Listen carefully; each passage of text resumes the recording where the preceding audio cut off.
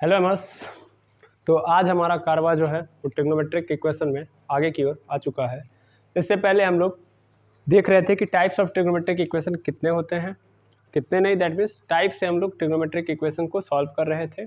और हम लोगों ने टाइप 2 तक समझ लिया था कि टाइप 1 की ट्रिग्नोमेट्रिक इक्वेशन कैसे सॉल्व करेंगे, फिर टाइप 2 के ट्रिग्नोमेट्रिक इक्वेशन कैसे होते हैं और उनको कैसे सॉल्व करेंगे। ओके, आज हमारा जो टॉपिक रहेगा वो ट्रिग्नोमेट्रिक इक्वेशन के टाइप 3 को देखने के लिए होगा। दैट मीन्स कि टाइप 3 कैसा होता है, किस टाइप का क्वेश्चन आता है टाइप 3 में और कैसे उसको हम लोग सॉल्व करते हैं। ओके, तो चलिए इसको हम लोग देखते हैं सबसे पहले। लेकिन उससे पहले मैंने बोला था आपसे कि टाइप 2 पे कुछ और क्वेश्चन हम लोग कर लेते हैं। जैसे तो टाइप 2 वाले पे हम लोग एक बार और क्वेश्चन कर लेते हैं। टाइप 2 आप सबको पता होगा कि कैसा होता है, a sin x plus b cos x is equal to c type के जैसा होता है, यानी इस टाइप से होता है। इस टाइप से आपको दिखाई देगा, तो आपको पकड़ लेना है कि क्या है, ये आपका टाइप 2 का ट्रिग्नोमेट्रिक इक्वेशन है। यार देखो, हम पढ़ तो रहे हैं ट्रिग्नोमेट्रिक इक्वेशन, बस हम उसको डिवाइड कर रहे हैं टाइप वाइज ताकि हम इजीली सॉल्व कर पाए, ठीक है ना। तो हर एक ट्रिग्नोमेट्रिक इक्वेशन ही होगा, और ट्रिग्नोमेट्रिक इक्वेशन क्या होता है वो आपको पता है, ठीक है। इसको सॉल्व कैसे करते हैं आपको भी पता है। तो चलिए हम आगे एक क्वेश्चन के ऊपर चलते हैं। क्वेश्चन है हमारे पास कि अगर 3 sin x plus 4 cos x is equal to k plus 1 हो, k प्लस 1 हो, that means 3 sin x plus 4 cos x is equal to k plus 1 हो, तो हमसे क्वेश्चन कह रहा है कि आपको ये बताना है कि कितने नंबर ऑफ इंटीग्रल वैल्यू होगी इस k की, यानी इस k की कितनी वैल्यू होगी, ठीक है ना। How many value has k, और कैसी होनी चाहिए वैल्यू, इंटीग्रल होनी चाहिए। इंटीग्रल का मतलब इंटीजर्स के पोर्शन में होनी चाहिए, इंटीजर्स होनी चाहिए, यानी इंटीजर्स वैल्यू होनी चाहिए किसकी, के की। यही पूछ रहा है कितनी होगी, ठीक है ना। जो इस गिवन इक्वेशन को का सल्यूशन हो, जो इस गिवन इक्वेशन का क्या हो, सल्यूशन हो। भाई कितनी वैल्यू होने का अर्थ क्या है कि भैया यहाँ पे रखा जाए तो ये इस चीज़ को क्या कर पाए, ये इस चीज़ को एडजस्ट कर पाए, दैट मीन्स सेटिस्फाई कर पाए कि LHS RHS के बराबर हो जाए, वही तो मेरा सोल्यूशन कहलाता है। तो उस सोल्यूशन में वो कितनी वैल्यू हो सकती है, दैट मीन्स कि कितनी वैल्यू या कितना सोल्यूशन होगा जो इस इक्वेशन को सेटिस्फाई करेगा, ठीक है। तो बहुत इजी क्वेश्चन है, अगर आप ध्यान से देखोगे तो बस थोड़ा सा दिमाग लगाना है। जैसे 3 sin x plus 4 cos x की अगर मैं बात करूँ तो क्या इस इक्वेशन का मैं मैक्सिमम वैल्यू फाइंड कर सकता हूँ, यानी ये इक्वेशन कहाँ से कहाँ तक जाएगा, या कितनी इसकी मैक्सिमम वैल्यू होगी हम पता कर सकते हैं, बिल्कुल पता कर सकते हैं। चलिए देखिए कैसे पता करेंगे। तो हमको क्या करना रहता है कि हमने ये सीखा हुआ कि a का स्क्वायर कर देना है, फिर b का स्क्वायर कर देना और इसका अंडर रूट कर देना, दैट मीन्स स्क्वायर रूट निकाल देना। तो a की वैल्यू कितनी है हमारे पास, अगर देखा जाए तो यही तो है, a के जगह पे क्या है 3 है तो 3 का स्क्वायर, b की जगह पे 4 है तो 4 का स्क्वायर, 3 का स्क्वायर 9 और 4 का स्क्वायर 16, दैट मीन्स क्या हो गया 9 और 16 कितना हो गया 25, यानी अंडर रूट के अंदर 25। अब मैं अगर इस 25 को डिराइव करके बाहर निकालूं तो क्या आएगा मेरे पास, 5 आएगा, बिल्कुल आएगा। दैट मीन्स इसकी मैक्सिमम वैल्यू कितनी जाएगी, मैक्सिमम वैल्यू मेरे पास आएगी, मैक्सिमम वैल्यू कितनी आएगी 5। ओके, लेकिन वही चीज़ है कि रुको ज़रा सब्र करो। मतलब भैया कोई भी चीज़ अगर स्क्वायर रूट में जा रहा है तो स्क्वायर रूट में जाएगा तो वो अगर बाहर आएगा तो उसके पास डबल साइन होगा, दैट मीन्स इसके पास प्लस भी होगा और माइनस भी होगा। इसका अर्थ क्या है, इसका अर्थ है कि इस 25 या इस इक्वेशन में हमको दो वैल्यूज निकल रही हैं भैया, एक -5 और एक +5। तो आप किसको मैक्सिमम वैल्यू मान रहे हो, यही तो होगा मेरा मैक्सिमम। अधिक से अधिक मेरी वैल्यू कितनी हो सकती है इस इक्वेशन की, ये हो सकती है। तो ये फिर क्या है, ये आपकी मिनिमम वैल्यू है। दैट मीन्स इस इक्वेशन में कम से कम जो जहां तक जाएगी वैल्यू, इसकी इक्वेशन की सबसे कम से कम जो वैल्यू होगी वो -5 होगी, जबकि मैक्सिमम वैल्यू यानी ज़्यादा से ज़्यादा जो वैल्यू आएगी आपकी +5 होगी। दैट मीन्स ये पूरा का पूरा इक्वेशन -5 से 5 के बीच में लाई कर रहा होगा, यानी इस पूरे का जो सोल्यूशन होगा वो क्या होगा, -5 से 5 तक जाएगा। -5 इसकी सबसे छोटी वाली वैल्यू है और +5 इसकी क्या है, सबसे बड़ी वाली वैल्यू होगी।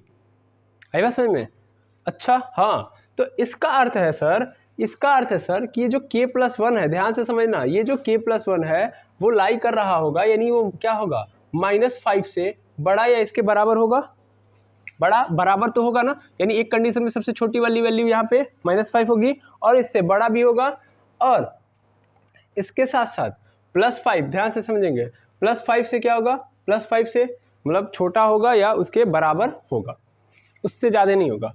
फिर से देखो, ये जो k+1 होगा इसका मतलब ही क्या है कि जब ये इक्वेशन मैक्सिमम कहाँ तक वैल्यू ले रहा है, +5 तक, और मिनिमाइज कितना करके ले रहा है, -5 तक, तो फिर इसका अर्थ ही क्या हो गया, इसका अर्थ यहाँ पे सिंपल हो गया कि ये -5 से 5 तक जा रहा है तो मिनिमम ये -5 जाएगा और ये मैक्सिमम +5 तक जाएगा। इसका मतलब k+1 जो होगा या तो -5 के बराबर होगा या तो उससे बड़ा होगा, या फिर +5 के बराबर होगा या तो उससे छोटा होगा, यानी इनके बीच में लाई कर रहा होगा।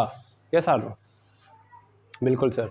अच्छा, हाँ, अब आपने एक क्वेश्चन पूछा जा सकता है कि सर आपने क्यों k+1 को यहाँ पे इनडायरेक्टली पुट कर दिया, क्वेश्चन तो यही होगा ना।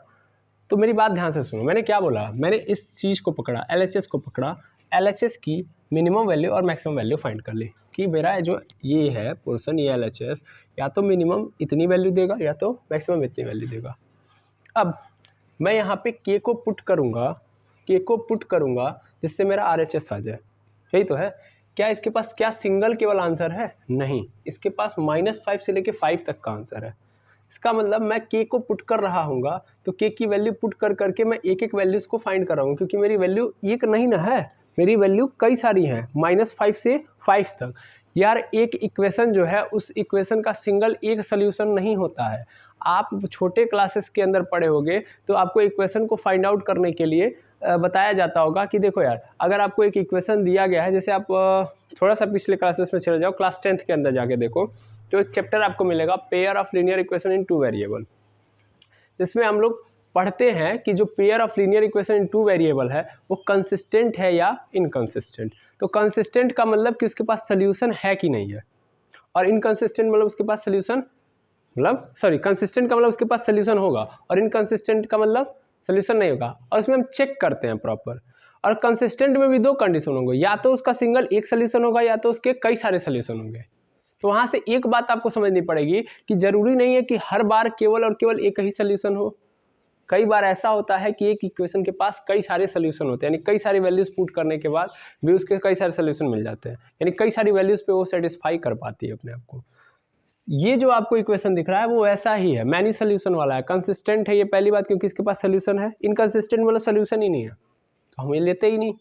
तो हमने यहाँ भी चेक किया हुआ है कि किस कंडीशन में ये इनकंसिस्टेंट हो जाएगा, हाँ या ना। जब आप ये निकालोगे तो ये वैल्यू जितनी आएगी वो अगर RHS से क्या हो जा रही है, RHS से छोटी हो जा रही है, तो फिर वो क्या नहीं, वैल्यू मान्य नहीं होगी। ये हमने सीखा हुआ है ना, हाँ या ना, इससे पहले वाले क्लासेस में आप लोगों ने सीखा हुआ है, ठीक है ना। तो ये इनकंसिस्टेंट कब होगा वो आप जानते हो, तो अगर इनकंसिस्टेंट होगा तो तुरंत बोल देंगे नो सोल्यूशन।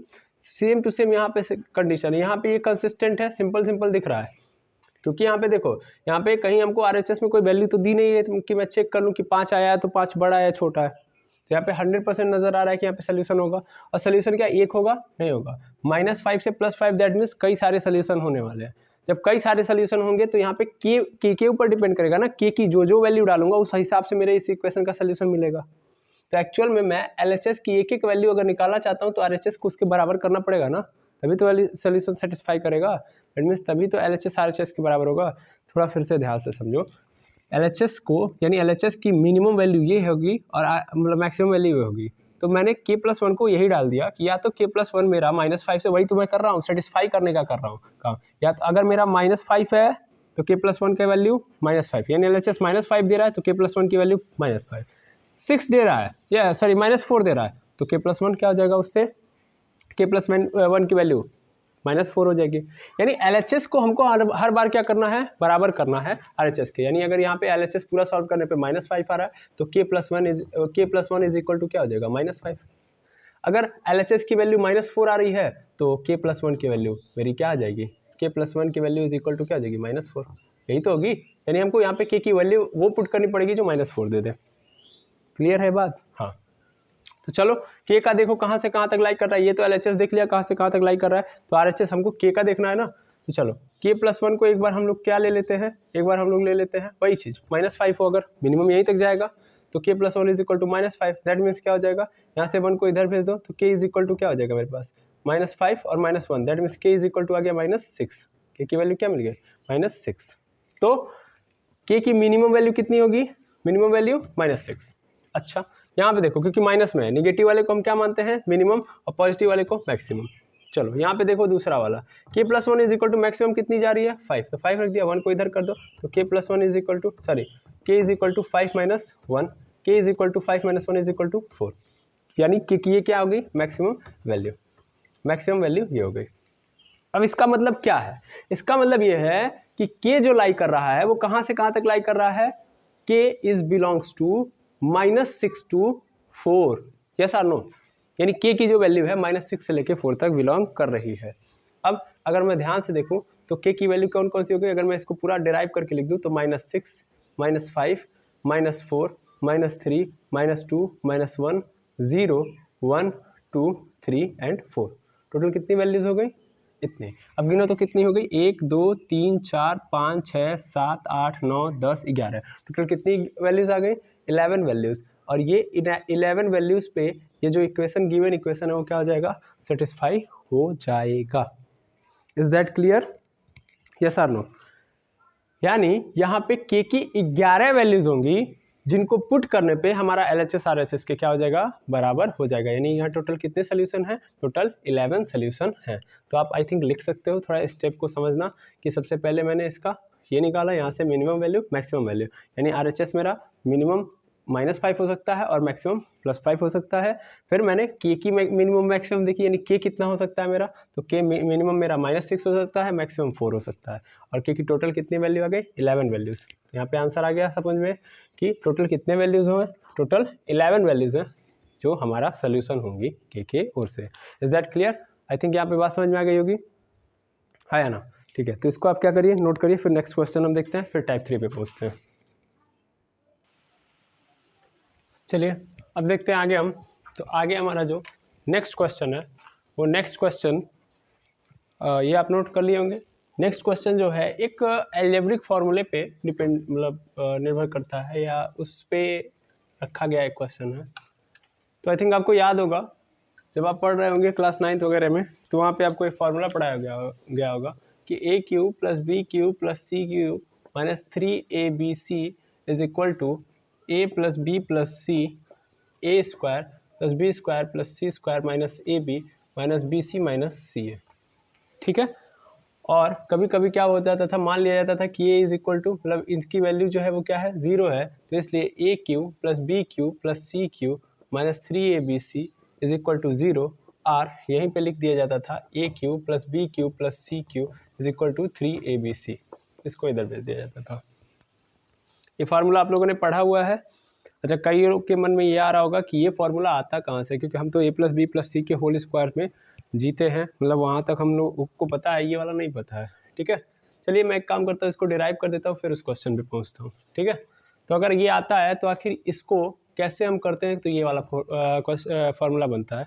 चलिए देखिएगा, तो a³ + b³ + c³ - 3abc है। आपको क्या करना है, इन दोनों को, जैसे a³ + b³ है ना, तो आप सिंगल इसका फॉर्मूला जानते होगे, अगर आप ध्यान से देखोगे तो ये पढ़ा होगा आप लोगों ने कि a³ + b³ is equal to होता है a + b पहले ब्रैकेट में, दूसरे में a² + b² - ab, यही फार्मूला है। तो बस यही करना है आपको, तो लिख दो a पहले ब्रैकेट में a + b, दूसरे में a² + b² - ab, और यहाँ पे -3 सॉरी ये तो इसका हो गया, और प्लस यहाँ पे बगल में जो बच्चा है उसको लिख दो +c³ और यहाँ पे -3abc, हो गया, ठीक है। यहाँ तक समझ में आया आपको, आया होगा, हाँ बिल्कुल आपको यहाँ तक आ गया होगा। तो यहाँ से इसके आगे अगर आप देखोगे, जैसे अगर आप यहाँ से आगे डिराइव करो इसके आगे, तो इसके आगे आपको क्या करना चाहिए, इसके आगे सिंपल आप क्या करिए, इन सब में डायरेक्ट इसमें मल्टीप्लाई कर दीजिए, इस a + b का इसके साथ मल्टीप्लाई कर दीजिए, तो कर देंगे अगर, तो हो जाएगा a³ + ab² + b³ sorry a का इसमें किया a², इसका इसके साथ कर दिया। एक काम करिए ना, आप ऐसे मत करिए, सिंपल करिए, a³ + b³ + c² + c³ है, तो हम चाहें तो इसको एक और तरीका बना सकते हैं। देखिएगा कौन सा तरीका, यार a³ + b³ अगर हम देखें तो हमारे पास आता है a + b का होल क्यूब, एक फार्मूला ये भी तो होता है, वो होता है a³ + b³ प्लस 3ab कोष्टक में a प्लस बी, ये आता है ना, ये वाला फॉर्मूला। आप इसको लेके चलो, इससे नहीं होगा, इसको लेके चलो। तो देखोगे ध्यान से तो आप ना इस पूरे पोर्शन को थोड़ा ध्यान से ऑब्जर्व करिएगा, इसको आप इधर कर दो तो आएगा a प्लस बी का होल क्यूब माइनस 3ab कोष्टक में यानी ब्रैकेट में a प्लस बी। ठीक है ना, सॉरी मैं थोड़ा सा इंटरप्ट करने के चक्कर में मैंने सोचा इजीली हो जाएगा तो मैं इधर से कर रहा हूँ, फिलहाल में ये समझिएगा। तो इसकी वैल्यू हो जाएगी a cube plus B cube, यानी a cube plus B cube जहाँ पे लिखा है हम यहाँ पे ये लिख सकते हैं। चलो अभी लिखो, अभी सही होगा। a प्लस बी का whole cube minus 3ab bracket में a प्लस बी और माइनस 3a सॉरी ये सी क्यूब को मैं बार बार भूल जा रहा हूँ, प्लस सी क्यूब माइनस 3abc। ठीक है, चलो देखो अभी क्या करना है, अभी हमको इन दोनों को हटा देना, इसको एक पास लेके आना, यानी a प्लस बी का होल क्यूब प्लस सी क्यूब, मतलब इनको एक पास कर लिया मैंने, माइनस 3ab ब्रैकेट में a प्लस बी और यहाँ पे माइनस 3abc हो गया। अच्छा अगर फिर से अब ध्यान से देखना, अभी ध्यान से देखो, इन दोनों को मतलब इस पूरे को मैं मान लूंगा एक पोर्शन, एक पूरा मान लूंगा, यानी इस पूरे पे होल क्यूब, दैट मीन्स इसको सिंगल यूनिट मान लूंगा और ये दूसरा वाला सिंगल यूनिट, तो दैट मीन्स मैं ये वाला फॉर्मूला यहाँ पे लगा दूंगा a cube plus B cube वाला। तो a cube plus B cube का मतलब क्या होगा, ये देखो ये सिंगल यूनिट है तो a की जगह पे मेरा क्या आएगा a प्लस बी और प्लस बी की जगह पे मेरे पास क्या होगा, क्योंकि सेकेंड यूनिट, b का मतलब सेकेंड यूनिट क्या है मेरे पास c हो गया, यानी पहले ब्रैकेट में a प्लस बी तो हो गया a plus B plus C. दूसरे में a स्क्वायर मतलब a प्लस बी का होल स्क्वायर, बड़ा वाला ब्रैकेट लगा लो, प्लस b यानी सेकेंड यूनिट का स्क्वायर माइनस a मतलब first unit a plus B और b मतलब सेकेंड यूनिट क्या है c और वो भी मल्टीप्लाई में हो गया। हाँ सर हो गया। और बगल में ये ध्यान से देखो, यहाँ पे भी 3ab है, थोड़ा सा मैं इसको इधर देखूँ तो यहाँ पे 3abc था, तो यहाँ भी 3ab है, यहाँ भी 3ab है, 3ab बाहर कर लूंगा माइनस के साथ तो क्या आएगा मेरे पास, तो मेरे पास आ जाएगा माइनस 3ab बाहर, तो अंदर क्या बचेगा a प्लस बी, ये माइनस चला गया तो क्या बचेगा प्लस 3ab जा चुका, अगले कौन बचेगा c, तो a प्लस बी प्लस सी। देखा जाए तो हमारे पास दो ही यूनिट है यहाँ पे, ये एक और ये दूसरा, इन दोनों में a प्लस बी प्लस सी क्या है कि नहीं है, कॉमन है कि नहीं है, मतलब दोनों के पास सेम नंबर है, a प्लस बी प्लस सी बाहर कर लूंगा, तो a प्लस बी प्लस सी बाहर कर लिया, अंदर क्या आया मेरे पास, तो अंदर मेरे पास बचेगा भाई a प्लस बी का होल स्क्वायर। ऐसा करो a प्लस बी का होल स्क्वायर इसको तोड़ लो, a square plus B square plus 2ab plus C square और माइनस यहाँ पे इसका इसमें मल्टीप्लाई कर लो, यानी c का मल्टीप्लाई a में तो ac और फिर प्लस bc, प्लस कहाँ से रहेगा सर, ये माइनस प्लस होने ही नहीं देगा, तो माइनस और यहाँ पे क्या है मेरे पास माइनस, यहाँ पे अंदर बचेगा मेरे पास माइनस 3ab हो गया। अब ध्यान से देखो तो आ चुका है आपका formula a plus B plus C और यहाँ पे देखना क्या होगा, अंदर बचेगा a square plus B square, ये देखो ये 2ab है और ये 3ab है, ये माइनस में ये प्लस में है तो क्या आ जाएगा मेरे पास माइनस ab, क्योंकि 3 वाला बड़ा है माइनस में तो उसमें से 3 में से एक घट जाएगा। अच्छा पहले सीक्वेंस में लिखो ना, सी स्क्वायर पहले फिर ab, फिर देखो bc और फिर ac, हो गया कि नहीं हो गया, और फिर ब्रैकेट बंद और आ गया फॉर्मूला आपका, देखो आ गया, कैसे आया, आई थिंक आपको समझ में आ गया होगा, हाँ या ना। तो इस तरीके से फॉर्मूला आता है। कभी कभी हम मान लेते हैं कि इस पूरे पोर्शन की वैल्यू क्या है 0 है, तो अगर हम इस पूरे पोर्शन की 0 वैल्यू मानते हैं तो इसका मतलब या तो a प्लस बी प्लस सी, भाई इन्हीं दोनों यूनिट में से किसी ने एक मल्टीप्लाई किया होगा तो आया होगा, हाँ या ना, बिल्कुल, या तो a plus B plus C 0 होगा तभी 0 से गुणा किया गया होगा, तो ये बेचारा पूरा का पूरा इसमें 0 से गुणा करने पे पूरा 0 हो गया होगा, या ये वाला पोर्शन 0 होगा तो इसमें गुणा करने से a plus B plus C 0 हो गया होगा, दैट मीन्स होल यूनिट 0 हो गई होगी। आई थिंक क्लियर हो रही होगी बात। तो जब भी अगर हमसे बोला कि a plus B plus C a plus B plus C a cube plus B cube plus C cube minus 3abc 0 है, इसका मतलब या तो a plus B plus C 0 रहा होगा या तो a square plus B square plus C square minus ab minus bc minus ac 0 रहा होगा। तो ज़्यादातर चांसेस में कौन 0 होने के चांसेस है, a plus B plus C. Reason ये कॉम्प्लेक्स हो जाता है हमारे लिए, ठीक है ना, ये कॉम्प्लेक्स हो जाएगा, इसलिए हम मान लेते हैं कि a प्लस बी प्लस सी क्या रहा होगा हमारा 0 होगा, ज़्यादातर चांसेस में यही 0 होगा, ठीक है ना, मोस्ट ऑफ चांसेस में a प्लस बी प्लस सी आपका क्या रहा होगा 0, इसी कारण ये पूरी यूनिट 0 रही होगी, ठीक है। क्लियर है ये बात? बिल्कुल। तो आई थिंक यहाँ तक बात समझ में आ गई होगी। ये फॉर्मूला कैसे आया है, हमको इसी फॉर्मूले पे ये क्वेश्चन सॉल्व करना है। चलिए अब क्वेश्चन पे हम आते हैं, नहीं तो आप कहेंगे सर आप डायरेक्ट 9th में लेके चले गए। चलिए देखिएगा मेरे पास क्वेश्चन क्या है, उस क्वेश्चन के अकॉर्डिंग चलते हैं। मेरे पास क्वेश्चन है 3√3 साइन क्यू एक्स, सेकेंड फिर है कॉस क्यू एक्स, और फिर है 3√3 sine x into cos x is equal to 1, ऐसे दिया गया है। ठीक है, अब इसको सॉल्व करना है। कैसे सॉल्व करूंगा मैं, ध्यान से देखिएगा।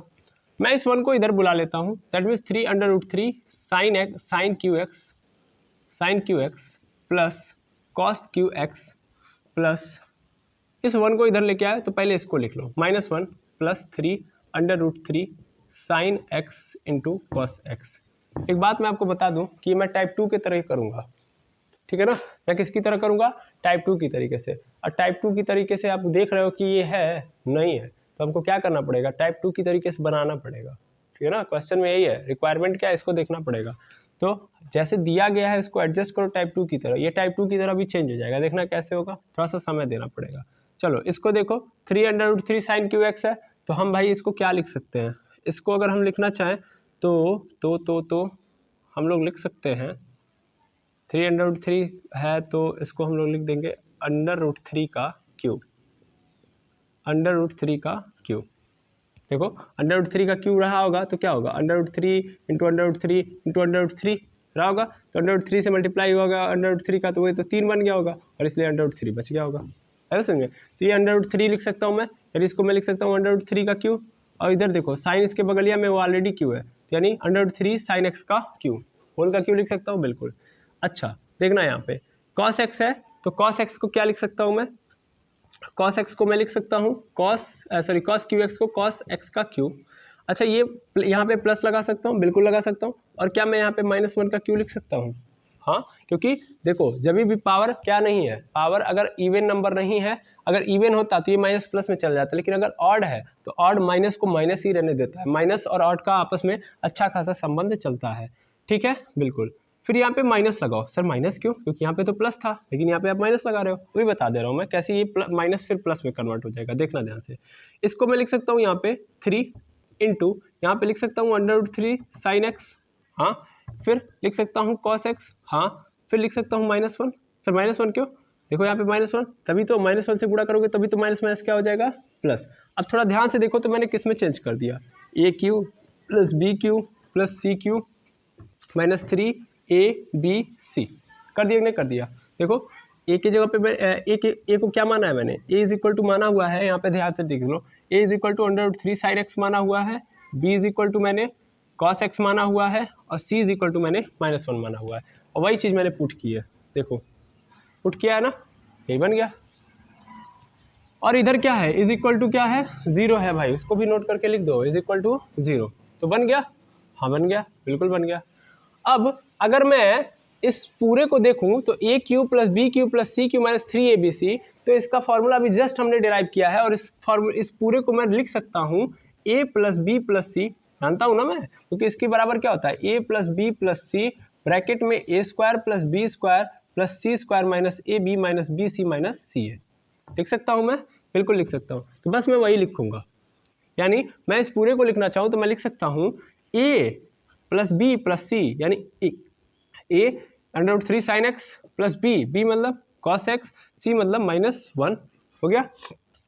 फिर स्क्वायर सॉरी ब्रैकेट लगाऊंगा, फिर ब्रैकेट में लिखूंगा ए का स्क्वायर यानी √3 साइन एक्स का स्क्वायर, बड़ा वाला ब्रैकेट कर लो, प्लस बी का स्क्वायर यानी कॉस एक्स का स्क्वायर, फिर प्लस सी का स्क्वायर यानी -1 का स्क्वायर, फिर माइनस ए का मतलब √3 sine x into cos x, फिर माइनस बी सी का मतलब कॉस एक्स इंटू -1, और सी का मतलब क्या होगा -1 इंटू √3 साइन एक्स, हो गया, इज इक्वल टू 0।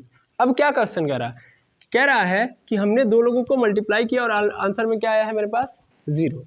तो क्या नजर आ रहा है भाई, या तो ये 0 होगा या तो ये 0 होगा, या तो ये 0 होगा आइदर ये √3 sin x plus cos x minus 1 is equal to 0, या तो ये वाला पोर्शन क्या होगा, 0 होगा, कोई एक तो 0 होगा, तभी तो क्या होगा, आंसर क्या आ रहा है, 0 आ रहा है। तो कहानी जब ये बन गई तो हमको तुरंत पकड़ लेना है कि 0 कौन होने वाला, भैया ये तो बड़ा कॉम्प्लेक्स है, इसको तो हम सॉल्व ही करते रह जाएंगे, इस समय सॉल्व करेंगे, कल सुबह तक हो सकता है सॉल्व हो जाए, ऐसा नहीं है, हम सॉल्व करेंगे तो ये भी सॉल्व हो जाएगा, लेकिन जनरली हम क्या देख रहे हैं कि इसको सॉल्व करने पे 0 नहीं होने वाला है, या इसको ले जाएंगे तो हमारे लिए टफ होगा। ऑलवेज हम क्या यूज कर रहे हैं, इतना पढ़ लिख क्यों रहे हैं, ताकि हम आसानी से किसी चीज़ को सॉल्व कर पाए, है ना। तो यार इसको लेके 0 मानने से उलझे रहेंगे, इससे बढ़िया हम किसको 0 मानेंगे, √3 sin x plus cos x minus 1 is equal to 0, क्योंकि इसी के होने के चांसेस ज़्यादातर है, मैंने बोला। अब जो ही मैंने इसको किया तो 1 को इधर मैं भेज सकता हूँ, यानी √3 sin x plus cos x is equal to 1।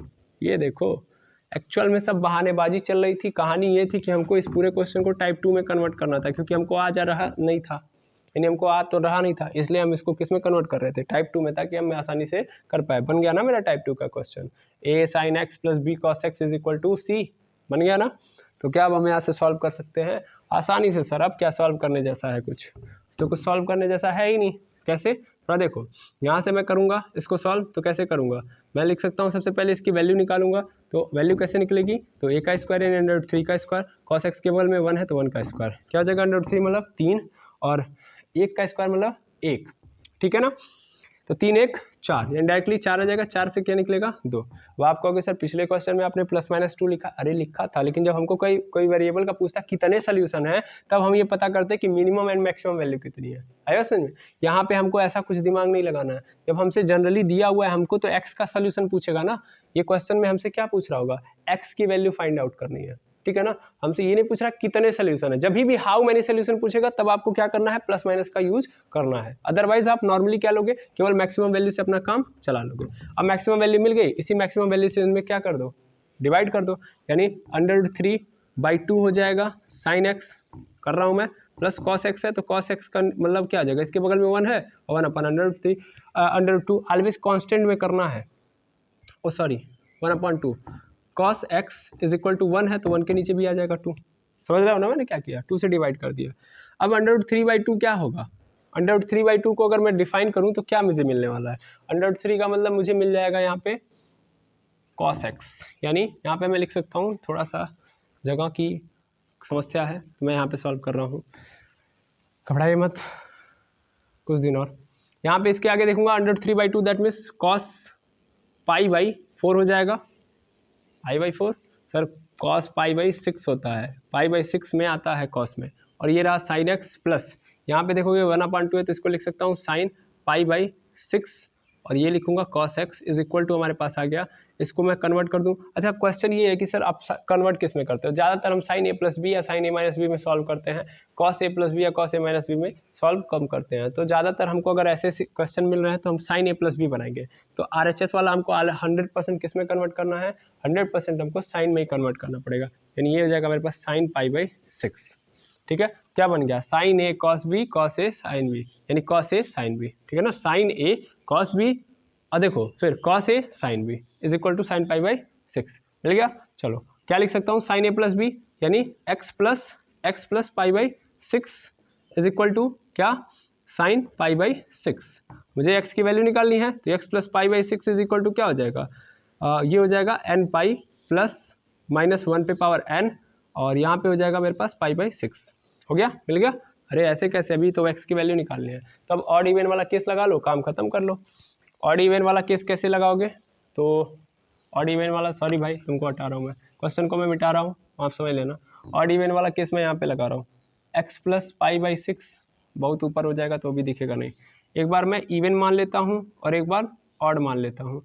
जब मैं ऑड मानूंगा तो ऑड मानने से होगा क्या कि ये जो माइनस है वो क्या हो जाएगा, वो माइनस ही रहेगा, आया समझ में, सिंपल है। तो यानी यहाँ पे हो जाएगा मेरे पास x plus π/6 is equal to n pi minus π/6, यहाँ से π/6 को उधर कर दो, x इज इक्वल टू आ जाएगा मेरे पास n पाई माइनस π/6 और ये माइनस π/6, ठीक है।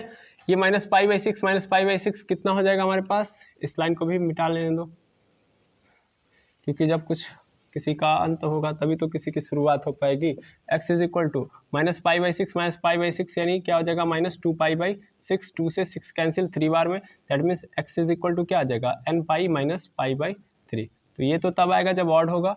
ऐसे सेम सिचुएशन में इवन का देख लो, व्हेन इवन होगा तब तो वो प्लस में हो जाएगा, यानी x + π/6 is equal to nπ + π/6 हो जाएगा। π/6 को इधर कर दो तो nπ + π/6 - π/6 हो जाएगा, ये कट गया, x इज इक्वल टू आ जाएगा nπ। That is your answer, ठीक है ना। अब वहाँ पे चाहो तो सेट का फॉर्मेट यूज करके लिख सकते हो कि इतने से इतने के बीच बिलोंग करेगा या यूनियन करना पड़ेगा।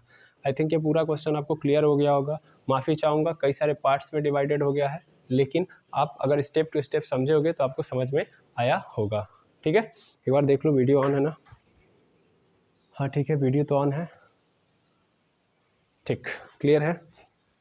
चलिए तो ये आपने समझ लिया। अब हम देखते हैं टाइप 3 के क्वेश्चंस को, ठीक है। क्योंकि टाइप 3 कैसा होगा, पहले आप इसको क्या करिए, नोट डाउन कर लीजिए, कर लेंगे आप नोट डाउन। मैं ऐड गया था तो पॉज करके उसी समय आपको क्या करना चाहिए, नोट डाउन कर लेना चाहिए। चलिए अब हमारा जो नेक्स्ट टाइप होगा वो कुछ ये होगा कि टाइप 3। अब फिर क्वेश्चन आएगा सर टाइप 3 किस पे बेस्ड रहेगा, कैसे हम उसको सॉल्व करेंगे।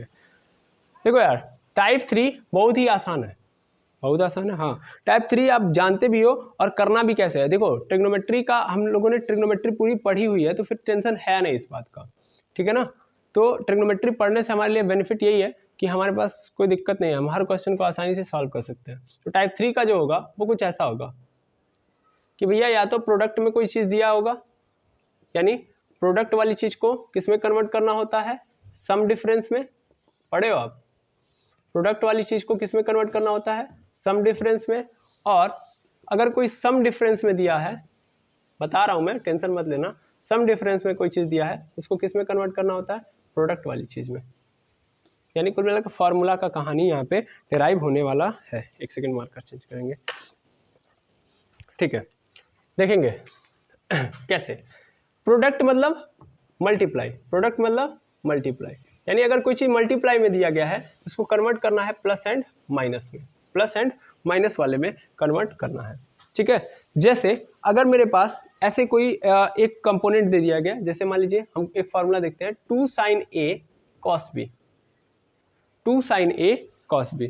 तो 2 sin A cos B किस में है, गुणा में है। अगर हम इसको लिखना चाहें क्या लिख सकते हैं, लिख सकते हैं sin A plus B minus sine A minus B. अब देखो ये किस में कन्वर्ट हो गया, पहले गुणा में थी, दो यूनिट दो चीजें थी, किस में थी, गुणे में थी। अभी ये दो चीजें हैं लेकिन किस में है, माइनस में आ गई हैं। सॉरी ये प्लस होगा, सॉरी प्लस होगा, यानी ये प्लस में आ गई है। दैट मीन्स सम में चेंज हो गई, नहीं हो गई, यानी प्रोडक्ट किस में चेंज हो गया, प्लस में। तो मेरा कहानी तो यही था, प्रोडक्ट को या तो सम में करो या तो डिफरेंस में। प्लस मतलब सम होता है, प्लस का मतलब सम और माइनस का मतलब डिफरेंस, सबको पता होगा। तो 2 sin A cos B क्या हो गया मेरा, sin A plus B plus sin A minus B, ठीक। अब थोड़ा सा एक्सचेंज कर दो, अगर cos को पहले कर दो, यानी 2 cos A sin B अगर कर दिया मैंने तो कुछ नहीं होगा, same situation sin A plus B, लेकिन यहाँ पे क्या लग जाएगा, minus sin A minus B, बस। यानी 2 cos A sin B हो गया तो क्या हो गया, sin A प्लस बी और sin A माइनस बी। ये सब फॉर्मूले हैं, आप पढ़े होंगे पहले ही अपने अर्लियर मतलब पिछले वाले जब ट्रिग्नोमेट्रिक फंक्शन चल रहा था तो उसी में आप लोगों को पढ़ाया गया होगा, ठीक है। अब आगे देखोगे अगर, तो आगे वाले क्वेश्चन में आप देखोगे तो हमारे पास अगर आ गया 2 cos A cos B, तो हम इसको लिख सकते हैं, यानी अगर इनका प्रोडक्ट दिया गया तो ये किसके सम में कन्वर्ट होंगे, तो ये हो जाएगा हमारा cos A plus B plus cos A minus B में, cos A plus B plus cos A minus B में। या हमको केवल sin A और sin B का प्रोडक्ट दिया हो तो इसको किस में कन्वर्ट कर सकता हूँ मैं, तो इसको मैं कन्वर्ट कर सकता हूँ cos A minus B minus cos A plus B में। ये थोड़ा सा आपको कंफ्यूज करेगा, cos A minus B cos A plus B में। पहले ये चारों आपको मेमोराइज होने चाहिए, इसीलिए मैं टाइप 3 वाला पे जाने से पहले आपको फॉर्मूले लिखवा रहा हूँ। तो देखो करना क्या है आपको कि 2 sin A cos B लिखा गया है तो sin A cos B है तो आप sin A plus B sin A minus B plus में लेके चलोगे। कॉस ए साइन बी कर दिया, तो ऑलवेज याद रखना, देखो जब भी साइन ए कॉस बी आ रहा है तो 100% याद रखना है कि अगर प्रोडक्ट किसी का है साइन ए कॉस बी का तो साइन का फॉर्मूला होगा। अगर साइन पहले आ रहा है कॉस बाद में आ रहा है तो साइन ए प्लस बी प्लस साइन ए माइनस बी। अगर कॉस पहले आ गया साइन बाद में आ गया तो फिर क्या समझ लेना है कि साइन क्या बोलते हैं कॉस क्या बोलते हैं माइनस का कहानी है, कॉस पहले आ गया तो माइनस। अच्छा अगर दोनों सेम है यानी दोनों का प्रोडक्ट सेम है तो 100% कॉस का फॉर्मूला लगेगा, यानी 2 cos A cos B multiply में है तो देखो दोनों सेम है ना, कॉस कॉस वाले हैं 100% कॉस का लगेगा। और दोनों कॉस में है तो cos A plus B plus cos A minus B. दोनों साइन वाले आ गए तो भी कॉस का ही लगेगा, लेकिन कॉस ए माइनस बी पहले हो जाएगा फिर माइनस लगेगा कॉस ए प्लस बी लग जाएगा। क्लियर है ये बात? तो इस बात को दिमाग में रख लीजिएगा, ठीक है ना। कभी कभी ऐसा होता है कि कॉस ए प्लस बी को पहले कर दिया जाता है, कॉस ए माइनस बी को बाद में कर दिया जाता है, बस यहाँ पे क्या लगा दिया जाता है माइनस लगा दिया जाता है, लेकिन आपको याद ऐसे रख लेना है। तो प्रोडक्ट से सम डिफरेंस में जाने के लिए आपको फॉर्मूला पता हो गया, ठीक है। अब हम आगे देखेंगे हम लोग। अब हमारे पास अगर सम डिफरेंस दिया है, सम डिफरेंस भी आप जानते ही हो, इसको नोट कर लीजिएगा। सम डिफरेंस अगर हमारे पास दिया गया है तो अगर हमारे पास सम डिफरेंस है तो इसको किस में कन्वर्ट करना होगा, हमको सम डिफरेंस को करना होगा कन्वर्ट मल्टीप्लाई में यानी प्रोडक्ट में। कैसे होगा देखो ध्यान से, सम डिफरेंस को कन्वर्ट करना है प्रोडक्ट में, कैसे कन्वर्ट करेंगे? जैसे हमारे पास है sine C plus sine D, sine C plus sine D. आपने फॉर्मूला ये पढ़ा हुआ, सम डिफरेंस का फॉर्मूला यही था sine C plus sine D. तो sine C plus sine D अगर हमको लिखा गया तो हम क्या लिख सकते हैं, 2 sine C plus D by 2 into cos C minus D by 2, ठीक है। ये आप जानते ही होंगे, sine C plus D is equal to sine C plus sine D is equal to 2 sine C plus D और साइन सी माइनस डी। ध्यान से देखो यहाँ पे जो यूनिट थी किस में थी, प्लस में थी, लेकिन यहाँ पे जो दोनों यूनिट है किस में है, मल्टीप्लाई में, यानी सिंगल बन गई है अभी। क्लियर है ये बात? Yes sir. अब आगे देखोगे तो आगे में अगर देखोगे तो sine C minus sign D आता है और sine C minus sign D का मतलब क्या होगा, 2 रहेगा, बस यहाँ पे कॉस पहले हो जाएगा, यानी 2 cos C plus D by 2 into sine C minus D by 2। बड़ा आसान है, माइनस आया तो साइन वाला इधर हो जाएगा, जैसे सेम सिचुएशन में वहाँ पे गया था, है ना। वहाँ पे अगर हम लोग क्या कर रहे थे, प्रोडक्ट कर रहे थे तो कॉस पहले आ रहा था, तो कॉस पहले आने का मतलब माइनस था बीच में, सिंपल कहानी है। अच्छा साइन की एक अच्छी खूबसूरती क्या है कि भैया जब भी वो लेके आता है तो अपने साथ कॉस को लेके चलता है ना, कॉस को लेके आएगा ही आएगा, ठीक है ना। तो ध्यान से देखो यहाँ पे कॉस आया है तब यहाँ पे sign C minus sign D हो गया, ये वाला भी फार्मूला आपको पता ही होगा। अब आता है cos C plus cos D, यानी cos C plus cos D. तो इसको आप देखोगे तो ये भी बहुत आसान होता है, 2 cos C plus D by 2 into cos C minus D by 2, ये होगा, ठीक है। और चेंज करके cos C minus cos D कर दो तो बस थोड़ा सा कहानी चेंज होगी, और वो कहानी क्या चेंज होगी आप ध्यान से समझो। तो बस थोड़ा सा बस माइनस लगा दो, 2 sine C plus D by 2 कर दो और into sine C minus D by 2 कर दो, माइनस लगा दो, sine C plus D by 2 कर दो और sine C minus D by 2 कर दो, सेम कहानी रहेगी। जब कॉस वाला कहानी बनेगा तो आपको क्या समझ लेना है, आपको बस माइनस लगा देना है और बाकी कहानी चेंज कर लेनी है। थोड़ा सा कॉस वाला अपने आप में क्रिटिकल बनता है, थोड़ा सा एडवांस लेवल का है, तो आपको एडवांस लेवल से नहीं डरना है। याद कर लो, sine C plus sine D is equal to 2 sine C plus D by 2 और sine C minus D by 2। फिर हमारे पास कॉस आ गया तो क्या बोलते हैं sign C minus sign D आ गया, तो क्या करूंगा मैं, कॉस को पहले कर दूंगा, that means cos C plus D by 2 into sine C minus D by 2। फिर आ गया cos C plus cos D का, तो आपको सिंपल कॉस कॉस लेके चलना है, 2 cos C plus D by 2 into cos C minus D by 2। और अगर हमारे पास cos C minus cos D आ गया तो भाई ध्यान देना है, कॉस सी कॉस डी के अंदर सब साइन में चेंज हो जाता है, minus 2 sine C plus D by 2 into sine C minus D by 2, ठीक है। यहाँ से फॉर्मूले थोड़े से और भी अलग होते हैं, जैसे यहाँ पे अगर हम ना माइनस लगाना चाहें तो हम लोग ये लिख देते हैं यहाँ पे कभी कभी कि 2 sine C plus D by 2 into sine D minus C by 2, ठीक है ना। तो अगर हम माइनस नहीं लगाना चाहते हैं तो डी माइनस सी कर देते हैं, तो भी हम लोगों का काम चल जाएगा। क्लियर है बात? Yes sir. तो यहाँ तक आपको समझ में आ गया होगा। अब हम देखते हैं प्रोडक्ट टाइप 3 के कुछ क्वेश्चंस को। फॉर्मूले आप लोग एक बार नोट कर लीजिए, फिर मैं क्वेश्चन ढूंढ के करवाता हूँ। चलिए नेक्स्ट क्वेश्चन पे आते हैं हम लोग।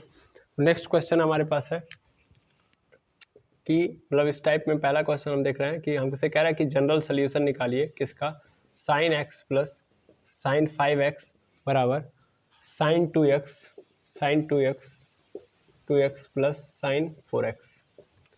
कह रहा है कि इसके बराबर मतलब ये पूरा इक्वेशन दिया गया है, कह रहा है हमसे जनरल सोल्यूशन निकालिए आप किसका, x का। ठीक है ना, तो जनरल सोल्यूशन निकालते हैं पहले, चलिए देखते हैं। Sign x plus sign 5x, पहले हम सीधा ना sine C plus sine D लगा देते हैं, तो क्या होगा 2 sine C plus D by 2 यानी x plus 5x by 2 into cos x minus 5x by 2 is equal to, यहाँ पे भी करोगे तो वही होगा 2 sine 2x plus 4x by 2 into cos 2x minus 4x by 2 हो जाएगा। यहाँ पे देखोगे तो 2 साइन x प्लस 5x यानी 6x बाई 2 हो जाएगा इंटू कॉस x माइनस 5 यानी माइनस 4x हो जाएगा, minus 4x by 2 is equal to यहाँ पे हो जाएगा 2 साइन 4 यानी 6x बाई 2 इंटू कॉस यहाँ पे माइनस 2x बाई 2 हो गया। ठीक, अब यहाँ से देखो 2 से कट जाएगा 6 कितनी बार में, 3 बार में, यहाँ से 2 4 कट जाएगा 2 बार में, मेरे पास आ जाएगा 2 sine 3x into cos minus 2x is equal to 2 sine, यहाँ भी कट जाएगा 3 बार में एंड 2 साइन 3x और इंटू कॉस, यहाँ पे 2 से 2 कैंसिल हो जाएगा, माइनस x हो जाएगा। देख लेना ये आया है। अब यार कॉस की प्रॉपर्टी है कि माइनस को सहन कर लेता है, दैट मीन्स इसके पास माइनस जब भी आप दोगे तो ये माइनस बाहर नहीं जाने देता, अंदर ही रख के खत्म कर देता है, दैट मीन्स माइनस प्लस इसके लिए एक बराबर है। ठीक है ना, तो sine 3x into cos 2x is equal to 2 sine 3x हमारे पास आ गया, फाइनल आंसर कॉस x ये मिल गया हमको। क्या किया मैंने, सम डिफरेंस में था प्रोडक्ट में तब्दील कर दिया, 2 से 2 कैंसिल कर सकता हूँ बिल्कुल, साइन 3x से साइन 3x क्या कर सकता हूँ मैं, कैंसिल कर सकता हूँ, लेकिन करना मत। दो चीज़ें मैं बता देता हूँ, किसी भी इक्वेशन का स्क्वायरिंग करना खतरनाक हो सकता है क्योंकि वो दो टाइप के आंसर को एक ही सेमराइज कर देता है, तो स्क्वायरिंग करना, और कभी कभी समटाइम आपको क्या करना चाहिए, उनको काटने से, दैट मीन्स उनको हटा देने से, डिवाइड करने से बढ़िया है उनको कॉमन लेके चलना चाहिए। दैट मीन्स यहाँ पे आप कॉमन लेके चलो, ज़्यादा बेटर होगा। अगर आपने काट दिया तो आंसर की ऐसी तैसी हो सकती है। ठीक है ना, तो आपको यहाँ पे काटने की जरूरत नहीं है, दिमाग में रखिएगा।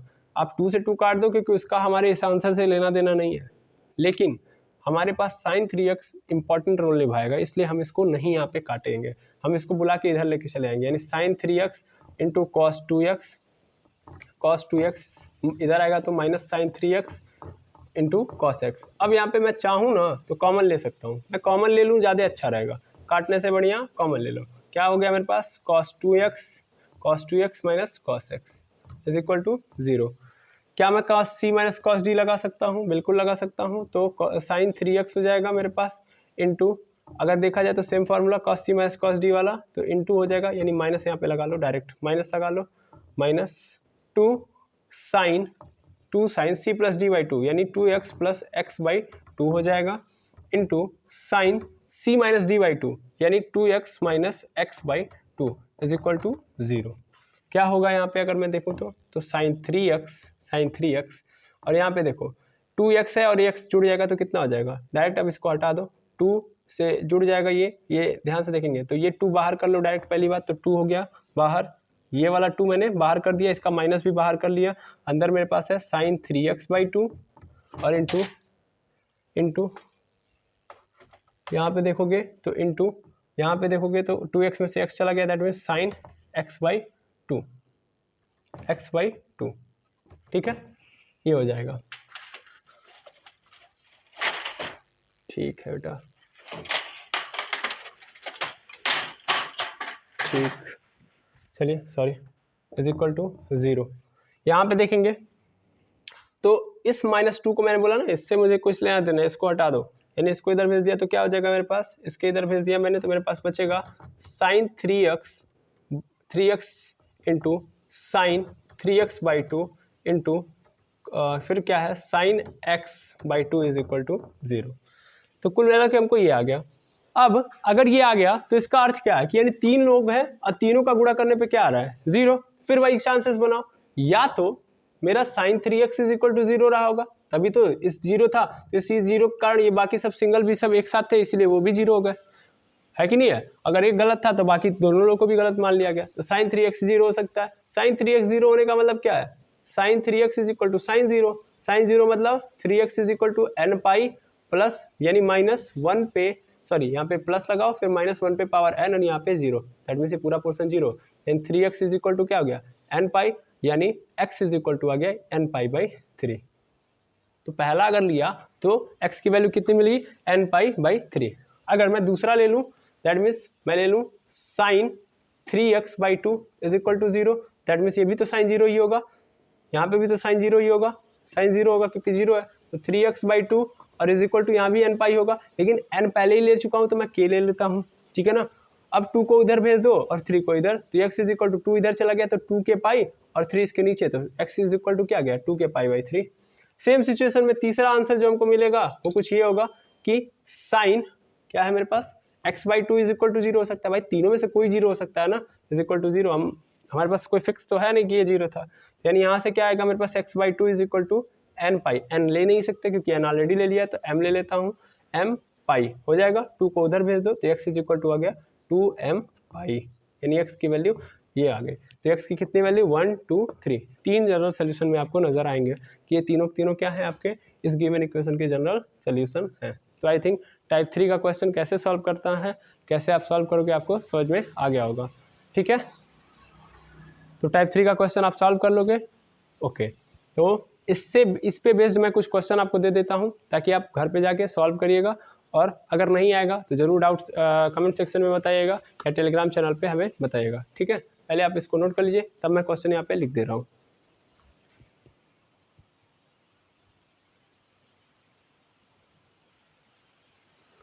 तो ये आपको 5 क्वेश्चन मैं दे रहा हूँ होमवर्क में, कि इन 5 क्वेश्चन में को आपको इसी के टाइप में यानी प्रोडक्ट से सम डिफरेंस में या सम डिफरेंस से प्रोडक्ट वाले टाइप में करने हैं, ठीक है।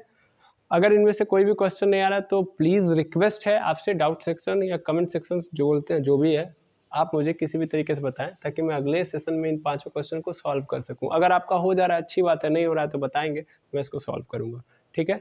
हाँ, इस वीडियो के अंदर जो भी इस लेक्चर के अंदर अगर आपको कोई भी दिक्कत आई हो तो भी बताइएगा, मैं पुनः एक्सप्लेन करूँगा। और पुनः मैं आपसे बोल दे रहा हूँ कि अगर कहीं भी लेक्चर के अंदर कोई गलती हो, कोई एरर हो तो आप ज़रूर बताएं, ठीक है, ताकि मैं उसके अंदर इम्प्रूव कर पाऊँ। और हाँ, मेरे पढ़ाने में दैट मीन्स मैं जो बता रहा हूँ या सिखाने में जो भी दिक्कत आ रही है वो ज़रूर, अगर उसमें दिक्कत नज़र आ रही है या किसी पॉइंट पे नज़र आ रही है, कहीं पे भी नज़र आ रही है तो ज़रूर बताइए, क्योंकि मैं आप ही से सीखता हूँ, ठीक है। थैंक यू वेरी मच आज के लिए, फिर हम लोग कल मिलेंगे नेक्स्ट वीडियो में नेक्स्ट टॉपिक में। यहाँ पे हम लोग या तो ये क्वेश्चन सॉल्व करेंगे या तो टाइप 4 देख रहे होंगे, ठीक है ना। तो आज के लिए इतना ही, थैंक यू वेरी मच एमर्स।